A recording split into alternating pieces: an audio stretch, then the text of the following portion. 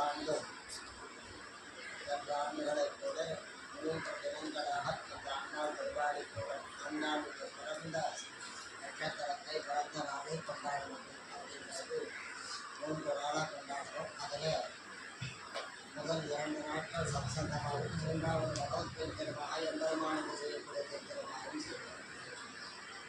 அதில் இந்த சத்சங்கத்தினுடைய பராமரியத்தை ஆண்டாள் தன்னுடைய ஆச்சார பெருமையிலே தொழுப்பாவையிலே எல்லாவற்றிலும் சத்சங்கத்திலையும் எம்பெருமானுடைய நாமத்தை சொல்லுவதிலே இருக்கக்கூடிய பிராதானியத்தையும் வளர்ச்சி சொல்லும்.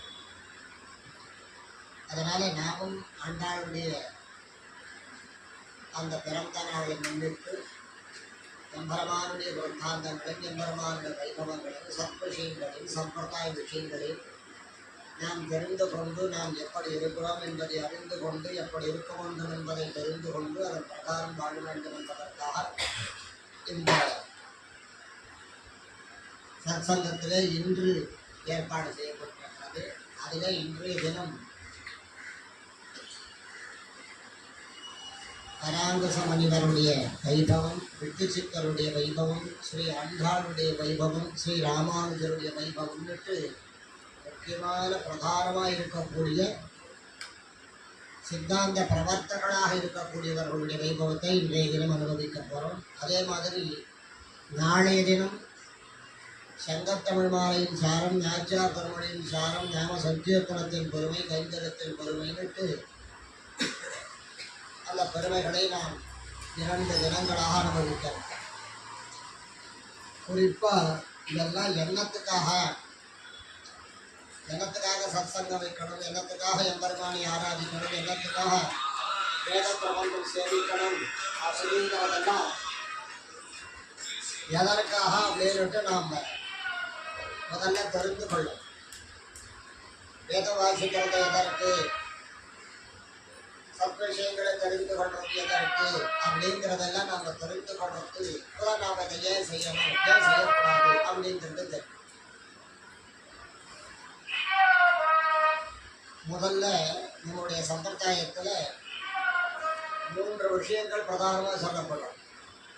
எது திருமந்திரம், தயம், சர்மஸ்வரம். அதே மாதிரி 3 நபர்களை பிரதானமாக சொல்லும். யார் 3 பேர்? 3 விஷயங்களும் அதே மாதிரி பிரதானமாக சொல்லப்படுது. முதல் விஷயம் ஞான பிரதானதான ஆச்சாரியன். ஞானத்துக்கு பிரதானமாக இருக்கக்கூடியவர் குரு, அவர் ஒருத்தர். இன்னொருத்தர் ஞான விஷயம், ஞான பிரதானமாக இருக்கக்கூடியவர் யாரை பற்றி சொல்லுகிறார்னு பார்க்குறார். ஞான விஷயமாக இருக்கக்கூடிய எம்பெருமான், எம்பெருமானை பற்றின ஞானத்தை விஷயத்தை சொல்லக்கூடியவர் தான், தெரிந்து வைத்திருக்கக்கூடியவர் தான் ஞான பிரதானரான ஆச்சாரியன். யாரை பற்றி சொல்றா? ஞான விஷயமான எம்பெருமானை பற்றி சொல்றோம். அதற்கடுத்தது ஞான வர்த்தகர் அப்படின்னு ஒருத்தர் சொல்றார். ஞான வர்த்தகர்னா யாருன்னு கேட்டான். இப்போ நம்ம எல்லாரும் உட்கார்ந்துருக்கோம். என்னத்துக்காக உட்கார்ந்துருக்கிறவன எம்பெருமானுடைய வைபவத்தை நாம் கேட்பதற்காக உட்கார்ந்து. இப்போ இந்த சத்சங்கம், இந்த பாகவதாலாம் ஏன் எல்லா பாகவதாலும் ஒருத்தர்கிட்ட கேட்கணும் அப்படின்னு கேட்கணும், ஒருத்தர்கிட்ட பேசணும், சத்சங்கத்துக்கு போகணும்னு ஏன் இதை ஏற்பாடு பண்ணி வச்சுக்கிறாங்க? ஞான வர்த்தகர் ஸ்ரீ வைஷ்ணவர்கள் அப்படின்னு சொல்றாங்க. ஞான வர்த்தகர்கள் அப்படின்னா என்ன அர்த்தம்னா, ஞானத்தை வழங்கக்கூடியவர்கள், விற்கக்கூடியவர்கள். ஞானத்தை வழங்கக்கூடியவர்கள் அப்படின்னா என்ன அர்த்தம்? ஒருத்தருக்கு ஒரு விஷயம் தெரிஞ்சிருக்கும், இன்னொருத்தருக்கு இன்னொரு விஷயம் தெரிஞ்சிருக்கும், இன்னொருத்தருக்கு இன்னொரு விஷயம் தெரிஞ்சிருக்கும், சிலருக்கு இது தெரியாது, சிலருக்கு அது தெரிஞ்சிருக்கும். இப்படி ஸ்ரீ வைஷ்ணவர்கள் நம்ம பழகுகிற பொழுது, அவர்களுடைய சமதாசம் வைத்துக் கொள்ளுகிற பொழுது அவர்களிட்ட இருக்கக்கூடிய விஷயங்கள் வர்த்தகமாகும். விஷய வர்த்தகம்னா என்னன்னா, அவர்கிட்ட இருக்கிறத நாம தெரிந்து கொள்ளலாம், நாம வாங்கிக் கொள்ளலாம். இன்னொருத்தர்கிட்ட நாம ஸ்ரீ வைஷ்ணவர்களா இருந்தவர்களோட சவகாசம் வச்சுட்டா அவர்களுக்கு தெரிந்த விஷயங்களை நாம் வர்த்தகம் செய்து கொள்ளலாம். இது 3வது. ஸ்ரீ வைஷ்ணவ வர்த்தகர்கள் அப்படின்னா இதுக்கு ஸ்ரீ வைஷ்ணவர்களோட சேரணம்னு கேட்டோம். எம்பெருமானுடைய வைபவத்தை பற்றி தெரிந்து கொள்வதற்கு அந்த ஞான வர்த்தகம், ஞானத்தை ஞான பிரதானமாக இருக்கக்கூடியவன் ஆச்சாரியன். இதுதான் ஞானம் அப்படின்னு சொல்றோம். அந்த ஞானம் இதுதான் தெரிஞ்சிருந்தாலும் அந்த ஞானத்துக்கு உள்ள போகிற பொழுது பல விஷயங்கள் வருகிறது, சந்தேகம் வருகிறது, பல சந்தேகங்கள் வருகிறது, பல விஷயங்களுடைய வேறுபாடுகள் வருகிறது. நமக்கெல்லாம் புரிஞ்சு இப்படி இருக்குமோ, அது அப்படி இருக்குமோ, இந்த மாதிரி இருக்குமோ, அந்த மாதிரி இருக்குமோ, ஏன் இப்படி இருக்கக்கூடாது அப்படி இருக்கக்கூடாதுன்னு வரக்கூடிய வித்தியாசங்களை தெரிந்து கொள்வதற்கு ஸ்ரீ வைஷ்ணவர்களை நாம் பார்த்து அண்டி அவர்களோடு சேர்ந்தமையானால் அவர்கள் அந்த விஷயத்தை சொல்வார்கள். அது ஸ்ரீ வைஷ்ணவ வர்த்தகர்கள் அப்படின்னு அர்த்தம். ஞான வர்த்தகர், ஞான பிரதானர், ஞான விஷயம். ஞான பலம் என்னன்னு கேட்டார். அந்த சத்சங்கம் எதற்காக வச்சிருக்கிறதுன்னா நல்லா ஞாபகம் வச்சுக்கணும். முதல்ல ஞான பிரதானனான ஆச்சாரியன், ஞானத்தை கொடுக்கக்கூடியவர் ஆச்சாரியன். அதற்கு அடுத்தது ஞான வர்த்தகர் ஸ்ரீ வைஷ்ணவர்கள். நான் 2 பேரும் டிஸ்கஸ் பண்ணி என்ன முடிவுக்கு வர, ஞான விஷயமான எம்பெருமானே ஞான விஷயம் அப்படின்னு முடிவு பண்றேன். 4வது என்ன வருது, ஞான பலம் அப்படின்னு. இந்த ஞானம் வந்துட்டா என்ன கிடைக்கிறது? ஒருத்தனுக்கு ஞானம் வந்துட்டது, ஞானம் எல்லார்கிட்டும் பேசினா, எல்லா சிறுவைஷங்களும் தெரிஞ்சுட்டா, எல்லாரும் கத்துட்டாங்கன்னா அதனுடைய பலம் என்னன்னு கேட்டேன். ஞான பலம் என்னதுன்னு கேட்டேன். பகவத் கைங்கரியம். இந்த ஞானம் வந்தவனுக்கு என்ன லட்சணம், ஞானம் வந்துட்டதுன்றதுக்கு என்ன லட்சணம்னு கேட்டால் அது பகவத் கைங்கரியத்தில் வருது. அவன் பகவத் கைங்கரியம் பண்றான்னா அவனுக்கு ஞானம் வந்துட்டதுன்னு. ஏன்னா லோகத்தில் இருக்கக்கூடியது எல்லாம் பெரும் பாழையும் அழுவார் சொன்ன மாதிரி இவையெல்லாம் அழுந்து விடக்கூடியது. ஆகவே அதெல்லாம் நமக்கு தேவையில்லை அப்படிங்கிற ஞானம் வரணும். அப்ப ஞானம் வந்து அவன் என்ன பண்ணுவான், எல்லாத்தையும் விட்டுட்டு பகவத் கைங்கரியம் பகவானே எல்லாம் அப்படின்னு அவனுக்கு ஞானம் வந்துடும். ஞான பிரதானனா இருக்கக்கூடியவன் ஆச்சாரியன். அவன் என்ன சொல்றான், ஞானத்தை கொடுக்கிறான். என்னன்னு கொடுக்கிறான், சர்வேசரம் தான் ஞானம், மான் ஏகம் சரணம் ரஜா அப்படின்னு அவனை பற்றி கொள்ளணும்னு ஆச்சாரியன் ஞான பிரதானனா சொல்றான். அந்த ஞான பிரதானமான ஆச்சாரியன் கிட்ட ஞானத்தை பெற்றுண்டு பல விஷயங்களை ஆராய்ந்து தெரிந்து கொள்வதற்காக ஸ்ரீ வைஷ்ணவர்களோட சவகாசம் அந்த சத்சங்கம். அந்த சத்சங்கத்துல பல சவகாசம் வச்சுக் கொள்கிற பொழுது பல விஷயங்களை தெரிந்து கொண்டு நாம் ஞானம் தெளிவுறுகிறோம். ஆச்சாரியன் கொடுத்த ஞானம், இந்த வர்த்தகர்கள்கிட்ட ஸ்ரீ வைஷ்ணவர்களோட சவகாசம் வச்சுட்ட ஞானம், கேட்ட விஷயங்கள் எல்லாத்தையும் தெரிஞ்சனுடைய சாராம்சம் என்னன்னு கேட்ட என்னன்னு தெரியாது, எம்பெருமான்.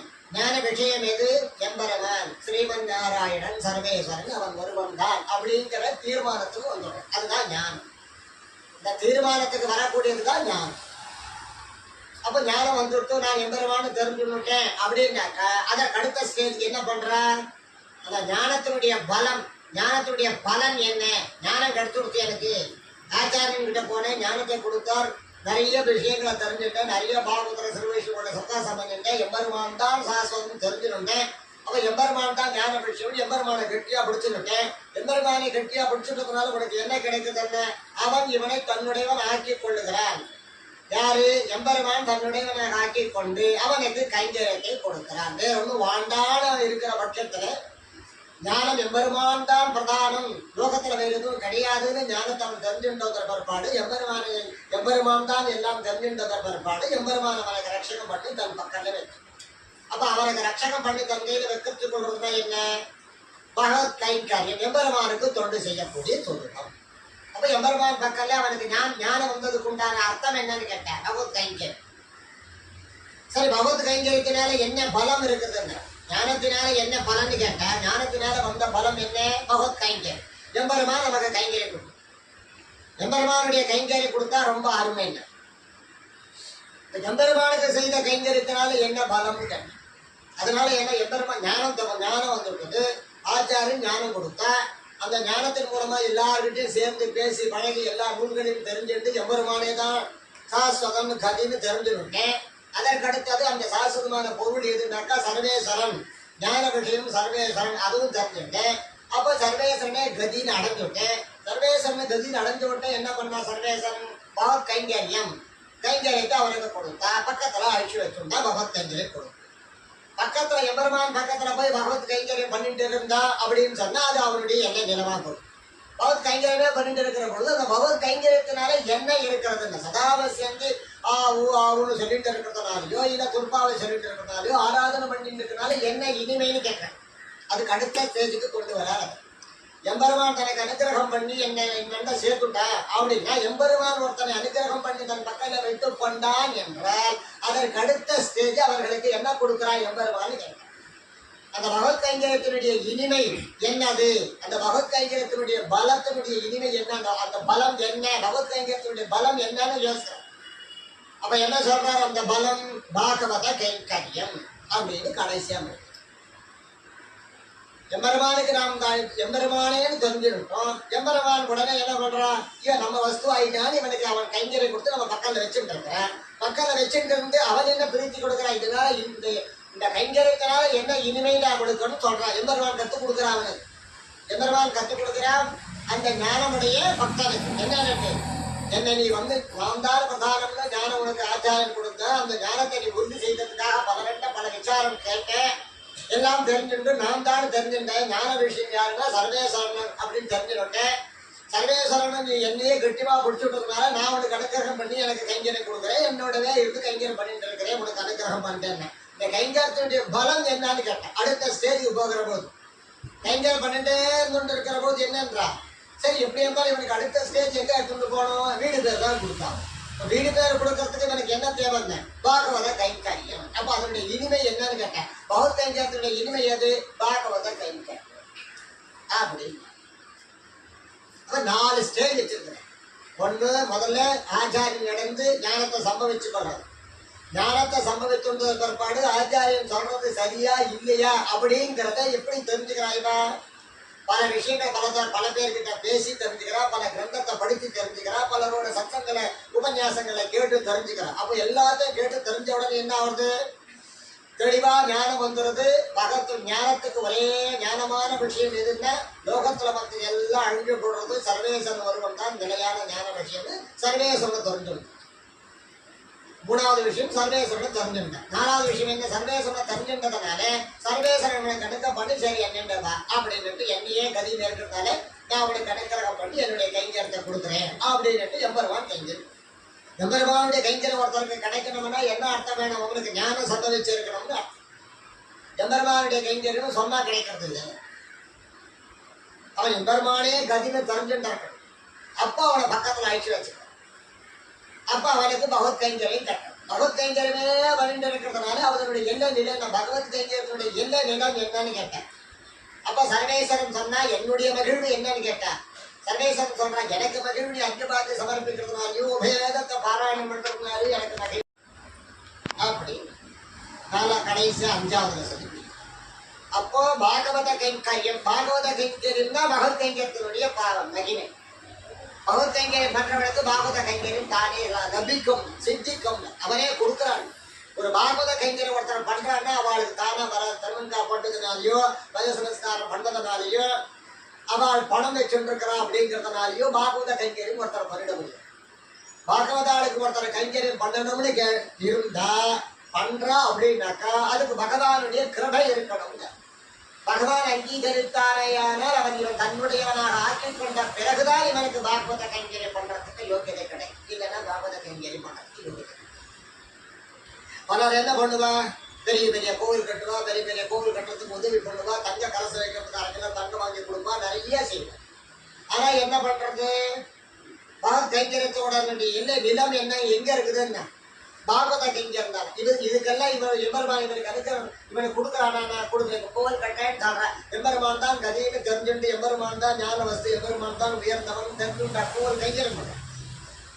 கோவில் கட்டுறான். சர்வேஸ்வரன் தான் கதின்னு தெரிஞ்சுட்டா கோவில் கட்டுறான். இல்லை, 1 கிலோ தங்கம் வாங்கி கொடுக்குறவன் சர்வேஸ்வரன் தான் உயர்ந்த வஸ்து, அவனுக்காக என்னோட உயிர் பொருள் எல்லாவற்றையும் கொடுக்குறேன்னு தெரிஞ்சா கொடுக்குறான். இல்லை, கோயிலுக்கு போறதே தனக்கு ஏதாவது கிடைக்காதான்றதுக்காக தான் போறேன். பிரயோஜனாந்திர பக்தி. கோவிலுக்கு போறதே என்ன, எனக்கு சரியா ஆரோக்கியம் கிடைக்கணும், எனக்கு இது கிடைக்கணும், அது கிடைக்கணும்ன்றதுக்காக தான் பிரயோஜனாந்திரமா தான் கோவிலுக்கே போகிறேன். அப்படி இருக்கிற போது இவன் எப்படி சர்வேஸ்வரனை தெரிந்து கொள்ள முடியும்? அப்ப அவனுக்கு எப்படி கிடைக்கும்? அவனுக்கு கிடைக்கும். அப்ப யாருக்கு கிடைக்கிறது? ஞானபூர்வமாக இவன் தான் வஸ்து அப்படின்னு எவன் தெரிந்து கொள்கிறானோ அப்படி தெரிந்து கொண்டவனுக்கு பகவத் கைங்கரியம் கிடைக்கிறது. அப்படி சர்வேஸ்வரனே கதின்னு தெரிஞ்சுட்டு எம்பெருமானுக்கு கைங்கரியம் பண்றவனுக்குத்தான் எம்பெருமான் பாகவத கைங்கரியம் பண்ற. பாகவத கைங்கரியம் பாகவத கைங்கரியம் கொடுக்கிறான்னா பாகவத கைங்கரியம் செய்ததுக்கு அடுத்த நிலம் என்னன்னு கேட்டேன். எம்பெருமான் அனுகிரகிச்சுட்டா ஞானம் வந்துடுது. எம்பெருமானே கதின்னு சம்பவிச்சு தெரிஞ்சு விட்டா உடனே எம்பெருமான் அனுகிரகம் பண்ணி பக்கத்துல அழிச்சுட்டா, பக்கத்துல அழிச்சு கைங்கறி கொடுத்தா அதனுடைய கடைசி எந்த நிலைமை, இதனுடைய இனிமை என்னன்னு கேட்டா பாகவத கைங்கரியம். எம்பெருமானுக்கு பிடிச்சது என்னது? பாகவத கைங்கரியம். இந்த பாகவத கைங்கரியத்துக்கு அடுத்த எல்லாம் நிலை என்னன்னா நேரடியா எம்பெருமான் திருவடி. அதனுடைய பலன் பூர்த்தி கடைசி என்ன? சாட்சாத் மோட்சம். அப்போ எம்பெருமான் தான் அப்படிங்கிற அந்த ஞானத்தை தெரிந்து கொள்றதுக்கு, அந்த ஞானத்தை தெரிந்து கொண்டு இது உண்மைதானா, இது கடைசி வரைக்கும் இருக்குதா, நம்மளுக்கு வேற ஒரு சூழ்நிலைகளை சந்தேகம் வந்துடுமா, இல்லை இதை விட உயர்ந்த வஸ்து வேற ஏதாவது இருக்குமா, ஞான வஸ்து வேற ஏதாவது இருக்குமான்ற சந்தேகத்துக்காக தான் இந்த மாதிரி சத்சங்கங்களை வைக்கிறார்கள். சத்சங்கங்கள்ல எம்பெருமானை பற்றின விசாரங்களை சொல்லுகிற போது சாஸ்திரபூர்வமாக வேதத்துல இருந்தும் புராணத்துல இருந்தும் இதிகாசத்துல இருந்தும் ஆச்சாரியர் ஆழ்வார்களுடைய வைபவத்தில இருந்தும் அவர்கள் எல்லாம் எப்படி அனுகிரகிக்கப்பட்டார்கள் அப்படிங்கிற வைபவங்களை எல்லாம் தெரிந்து கொண்டால்தான் அந்த ஸ்திரமான ஞானம் கிடைக்கும். சர்வேஸ்வரம் தான் ஞான விஷயம் அப்படிங்கிறத உறுதி செய்வதற்காகத்தான் இந்த சம்சாரம். அப்போ எம்பெருமான் தான் ஞான வஸ்து, எம்பெருமான் தான் கதின்னு தெரிஞ்சின்றவனுக்கு பகவத் கைங்கரியம். பகவத் கைங்கரியம் கிட்டா பாகவத கைங்கரியத்தை கிட்டினாக்க அவனுக்கு வீடு. பாகவத கைங்கரியம் கிட்டினாலும் பாகவத கைங்கரியம்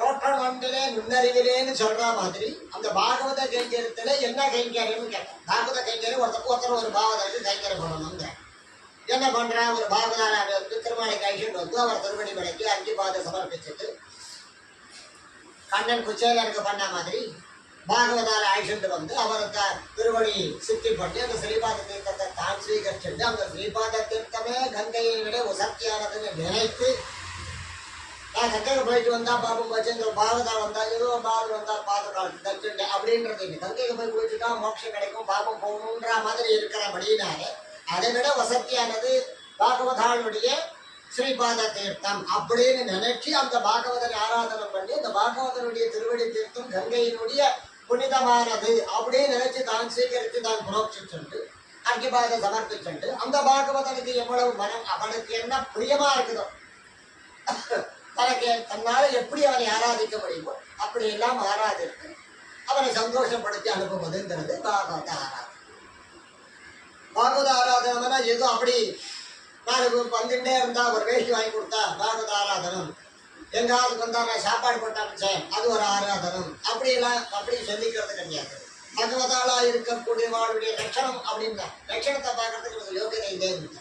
நீ பாகவதன் யாரை நினைக்கிறியோ யார் வரானோ அவனுக்கு நீ செய்ய வேண்டியது, அவனுடைய யோக்கியத்தை நீ ஆராய்வதற்கு உனக்கு யோக்கியத்தை கிடையாது அப்படின்னா. அப்ப பாகவதன் யாருன்ற விசாரம் உனக்கு தேவையில்லை. எப்படி வந்தாலும் பாகவதன் அதிதியா இப்ப நம்ம சாப்பிட்டு இருக்கிறோம், மத்தியானம் 1 மணிக்கு சாப்பிட்டு இருக்கிறோம், சாப்பிட்டு இருக்கிற போது யாரோ ஒருத்தர் வந்து அவர் வந்து யாரு என்னன்னு விசாரம் பண்ணாரு, சாட்சாத் எம்பெருமானே வந்திருக்கிறான்னு கூப்பிட்டு அவருக்கு சாதம் போட்டு அவருக்கு உபச்சாரம் பண்ணணும் அப்படிங்கிறது அதிதி சத்தார் சாஸ்திரத்துல சொல்லப்பட்டிருக்கக்கூடிய விஷயம்.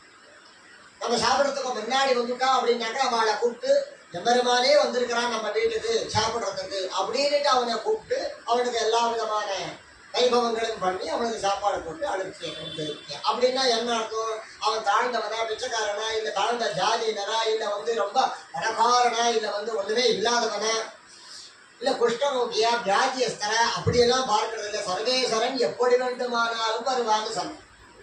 தமிழ்நாட்டியா கூட வருவான், தாழ்ந்தவனா கூட வருவான், விழுந்த ஆணை கூட கட்டினவன், குஷ்டரோகியா கூட வருவான், எப்படி வேண்டுமானாலும் வருவான். வருபவன் யாரா இருந்தாலும் அதிதிங்கிற பேரு அவன் சாட்சாத் எம்பெருமானுக்கு ஒப்பானவன், அவனை அப்படி ஆராதிக்கணும் அப்படின்னு. அந்த மாதிரி ஒரு பாகவதாளுக்கு கைங்கரியம் பண்றது அப்படின்னா அவள் பற்றிய தகுதியோ இந்த விசாரமோ இல்லாதபடிக்கு அவளுக்கு கைங்கரியம் பண்றது அப்படின்னு இந்த மாதிரி விசாரம் அதில் வைத்துக் கொள்ளக்கூடாது. அப்போ அந்த மாதிரி பாகவத கைங்கரியம் யாருக்கு கிடைக்கிறது, யாருக்கு கொடுக்குறாங்க? சதாவ சிந்தி பாகவதாளுக்கு கைங்கரியம் பண்ணிட்டு இருக்கிறா அப்படின்னாக்கா அது எம்பெருமானுடைய கிருபை இல்லாத ஒருத்தர் கைங்கரியம் பண்ண முடியாது அப்படின்னு. 8 கோடி பேர் இருக்கிறா தமிழகத்துல அப்படின்னாக்கா அதுல ஏதோ ஒரு 8000 பேரோ இல்லை அதுல ஒரு 800 பேரோ இல்லை 80 பேரோ யாரோ சிலர் அந்த பாகவதாளுக்கு சத்காரியம் கைங்கரியம் பண்ற அப்படின்னு. அப்போ ஞானம்ங்கிறது என்ன, அந்த ஞானத்தினுடைய விஷயம் என்ன, அந்த ஞானத்தை யாரோட சேர்ந்து நாம் உறுதி செய்து கொள்வது, அந்த ஞானத்தினுடைய பலம் என்ன, அந்த பலத்தினால் நாம் அடையக்கூடிய பேர் என்ன அப்படிங்கிறது தான் இந்த சத்சங்கத்தினுடைய பிராதனை. அதெல்லாம் இப்ப நாம தெரிஞ்சுக்கணும். ஞானம்னா என்னது, ஞானத்தை யார் கொடுக்கணும்னு கேட்போம். இப்போ ஞானத்துக்கு வரும். ஞான பிரதானனான ஆச்சாரியன்னு சொன்ன ஆச்சாரியன் ஞானத்தை வழங்குகிறார் அப்படின்னு. ஞானத்தை வழங்குகிறதுனா என்ன அர்த்தம்? ஞானத்தை வழங்குறதுனா இலையை போட்டு ஞானத்தை போட்டு சாப்பிட்டுக்கப்பான்னு சொல்றது இல்லை அப்படின்னா. ஞானம் வழங்குவதுனா என்ன அர்த்தம்? ஒரு விஷயத்தை சொல்ற போது பலர் கேட்கிற போது சிலர் அதை லபிக்கிறா, சிலருக்கு அது சித்திக்குது, சிலர் சித்திக்கல. சிலர் கேட்கிற போதே சரத்தையா கேட்கிற பொழுதே அவளுக்கு லபிச்சு போயிடும். சிலர் கேட்கிற பொழுது உண்மையாவே கேட்கிறா, உண்மையாவே அவளுக்கு நடந்து போயிடும். இப்படி ஞானம் வழங்குதல் அப்படிங்கிறது பல விஷயமா இருக்கு. ஒரு 10 பேர் இருக்கிறா, 10 பேருக்கு இந்த விஷயத்த சொல்லிட்டே இருக்கிறார் அப்படின்னு சொன்ன ஞானபூர்வமான ஞானக்காரன் எம்பருவான் தான் அப்படின்னு சொல்லிட்டே இருக்கிற பொழுது ஒரு 10 பேர் இருக்கிறான்னா 10 பேர்ல 2 பேர் அதை கேட்பா, 4 பேர் ஆமாமா சொல்றார் அப்படின்னு கேட்பா, மீதி 6 பேர் இது ஆமாமா அப்படின்னு சொல்லுவா. அப்புறம் எல்லாம் வழக்கம் தான் அப்படின்னு கேட்டு வாங்கி விடுவா. அது 10 பேர்ல யாராவது ஒருத்தர் இருக்கிறான்னா உடனே இல்லை சர்வேஸ்வரம் தான் கதி, அவன் தான் எல்லாவற்றையும் கடைசியான வஸ்து, அவன் தான் ஞான வஸ்துன்னு தெரிஞ்சுக்கிறவன் 10 பேர்ல யாராவது ஒருத்தர் தான் அவனுக்கு உடனே தவிச்சிடும், அவனுக்கு உடனே கைங்கரம் கொடுக்குறான், உடனே அவனை எம்பெருமான் ஆட்கொள்றான்.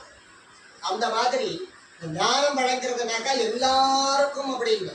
யார் அதை அந்த விஷயத்தை நினைத்து கொண்டிருக்கிறார்களோ, அந்த அந்த அந்த வழியை தெரிந்து கொண்டிருக்கிறார்களோ, அந்த வழியை நாம் செல்ல வேண்டும் என்று நினைக்கிறார்களோ, எம்பெருமானை குறித்து யார் ஏக்கப்படுகிறார்களோ, தெரிந்து கொள்ள வேண்டும் என்று விருப்பப்படுகிறார்களோ அவர்களுக்கு. அதனால்தான் ஆழ்வார் சொன்னார், மெய்யனாகும் விரும்பி தொழுவார்க்கெல்லாம் பொய்யனாகும் புறமே தொழுவார்க்கெல்லாம் சொன்னார் ஆழ்வார். ஏன் எதற்காக அப்படி சொன்னார்னா, நாம் இதை செய்ய வேண்டும், இப்படி இருக்க வேண்டும் என்று யார் விரும்புகிறார்களோ அவர்களுக்கு அனுக்கிறார். விரும்பாதபடிக்கே நான் கோயிலுக்கு போயிட்டு வந்தேன், கடன் காப்போட்டு இருந்தேன்னு சொல்றவாளுக்கு அதுக்கு அவருக்கு தகுந்தாபடி ஒரு அனுகிரகம். கோவிந்தான்னு சொன்னதுக்கு ஒரு அனுகிரகம், கோவிந்தனுடைய வைபவத்தை தெரிஞ்சுட்டு சொல்றதுனால அதுல ஒரு அனுகிரகம். ஆக 2மே அனுகிரகம் தான். 100 ரூபாயும் ஒரு அனுகிரகம் தான், 1 லட்சம் ரூபாயும் ஒரு அனுகிரகம். அந்த மாதிரி அதனுடைய பலனுடைய விசேஷம் என்னென்ன, சாதாரணமா கோவிந்தான்னு சொல்றதுக்கு ஒரு பலன் இருக்குது. கோவிந்தனுடைய வைபவத்தை தெரிஞ்சுட்டு அந்த பேர் இவ்வளவு வசதியாக தெரிஞ்சுட்டு சொல்லுகிற போது அதுக்கு ஒரு பலன். அந்த மாதிரி ஞானம்ங்கிறது சாதாரணமா சொல்லி அப்படியே தெரிந்து கொள்றதில்லை. ஞான வஸ்துவை நாம் அடைய வேண்டும் என்று யார் தெரிந்து கொள்கிறார்கள் வேண்டும் என்று விரும்புகிறார்களோ அவர்களுக்கு உடனே லபிக்கும், மற்றவர்களுக்கு கேட்க லபிக்கும். அவர் கொஞ்ச காலமாகும், சிலருக்கு பல லபிக்காமலே போகிட்டே இருக்கலாம், அவர்கள் இருப்பார்கள். ஆக ஞானம்ங்கிறது என்ன, எம்பெருமானுடைய விஷயம். அந்த எம்பெருமான ஆகிற ஞானத்தை யார் காட்டிக் கொடுக்கணும், ஆச்சாரியன் தான் காட்டிக் கொடுக்கும். எனக்கே தெரியும், நானே பெருமாள் எங்க வீட்டு பக்கத்துல இருக்குதான் இருக்கிறேன், நான் பிறந்த வந்து பார்த்துட்டு இருக்கிறேன், கோவிலுக்கு போயிட்டு இருக்கிறேன் சொல்லிட்டா மாத்திரம் வளர்ந்தீங்க. அதுக்குதான் திருட்டாந்த காண்பித்தார், கங்கையில மீன் துள்ளி விளையாடிட்டு இருக்கிறது, கங்கையில பிறந்து ஜலத்துல இருந்தாக்கா அது தானாவே மோட்சத்துக்கு போனமே, ஏன் கங்கா ஜலத்துல பிறந்து அந்த மீன் அங்கேயே திரும்பி பிறந்துட்டு இருக்குது, மோட்சம் அதுக்கு உடனே கிடைச்சிருக்கேன். நாம் கங்கையில தான் இருக்கிறோம், நமக்கு இந்த கங்கை தீர்த்தம் பட்டா நமக்கு மோட்சம் கிடைக்கும், அதுக்கு தெரியாது. அதனுடைய பலம் என்னன்னு தெரிஞ்சு செய்யணும் அப்படின்னு சொல்றோம். அதனாலதான் ஒரு மந்திரம் சொன்னா மந்திரத்தினுடைய அர்த்தத்தை தெரிஞ்சுட்டு சொன்னா விசேஷனம். மந்திரத்துக்கு என்ன அர்த்தம்னே தெரியாதபடிக்கு மந்திரம் சொன்னா அதனுடைய பலம் மட்டுமே தெரியாது. என்னன்னே தெரியாத மந்திரம் சொல்லி என்ன பிரயோஜனம்? அப்ப இதை சொன்னால் இது நடக்கும்ங்கிறது அவனுக்கு தெரியணும், இதனுடைய அர்த்தம் இதுன்னு அவனுக்கு தெரியணும். அப்போ அதனுடைய பலன் உடனே.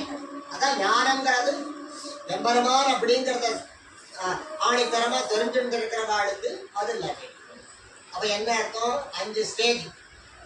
முதல் ஸ்டேஜ், ஒருவன் ஆச்சாரியனை அடைகிறான், அவனுக்கு ஞானத்தை வழங்குகிறான் ஆச்சாரியன். அந்த ஞானத்தை கொண்டு விசாரம் பண்றான், பல கிரந்தங்களை பார்க்கிறான், பல ஸ்ரீ வைஷ்ணவர்களோட போய் சவகாசம் வச்சுட்டு தெரிஞ்சுக்கிறான். அவர்கள் யார்? ஞான வர்த்தகன். அவர்களோட வர்த்தகம் பண்றான். வர்த்தகம் பண்ண மட்டும் என்ன ஆகுது? முடிவுக்கு வரான். அவன் எல்லாத்தையும் பேசி எல்லா கருத்தையும் படிச்சு பார்த்து எல்லாம் தெரிஞ்சுடுங்க, எம்பெருமான் தான் அப்படின்னு. ஞான விஷயம் எது? ஞான பிரதானன் ஆச்சாரி, ஞான வர்த்தகர் ஸ்ரீ வைஷ்ணவர்கள், ஞானம் விஷயம் ஸ்ரீமன் நாராயணன். ஞான விஷயம் எம்பெருமான். ஞான விஷயம் எம்பெருமான் என்ன அடைஞ்சிட்டத பிற்பாடு எம்பெருமான் எனக்கு என்ன கொடுத்தா? பகவத் கைங்கரியம். என்ன தன்னை அவன் அங்கீகரித்து தன் பக்கத்தில் அழைச்சி வச்சு அவன் கைங்கரியம். பகவத் கைங்கரியத்தை கொடுக்குறான். பகவத் கைங்கரியத்துல சிரத்தையும் புரித்தியும் படுகிற பொழுது, அதனுடைய இனிமையை ரசிக்கிற பொழுது எம்பெருமான் இவனுக்கு அனுகிரகம் பண்ணி இதனுடைய இலைநிலம் பாகவத கைங்கரியம், இவனுக்கு வீடு பேரு சித்தி அப்படின்னு கையெழுத்து போட்டு பாகவத கைங்கரியத்துக்கு பாகவத கைங்கரியம் பண்ணுகிற பொழுது பாகவத கைங்கரியத்துடைய முடிவில் என்ன ஆகுது? எம்பெருமான் வீடு பேரானே எம்பெருமானையே சென்று கொடுக்கிறார் அப்படின்னு. இந்த 5 விஷயம் தான் பிரதானமானது. இந்த சத் விஷயத்துக்கு, சத் சங்கத்துக்கு இந்த மாதிரி காலக்ஷேபம், உபன்யாசம், சொற்பொழிவு இதெல்லாம் வைக்கணும். ஏன்னா விசாரம் பண்றது எம்பெருமான் தான் அப்படிங்கிற விசாரத்துக்காக தான் இந்த சத்தம்.